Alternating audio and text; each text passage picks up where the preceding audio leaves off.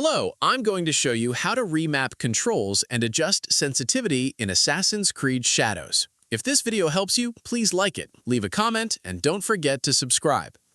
Okay, so let's make the controls feel more comfortable. First, open the Settings menu and go to the Controls section. Alright, review the available button mapping options and change any actions that don't feel natural for the way you play.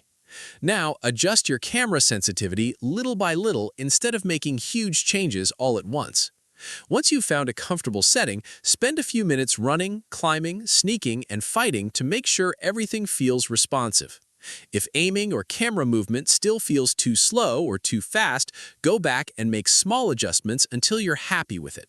The best control setup is the one that lets you react quickly without fighting the controls every time you switch between exploration and combat.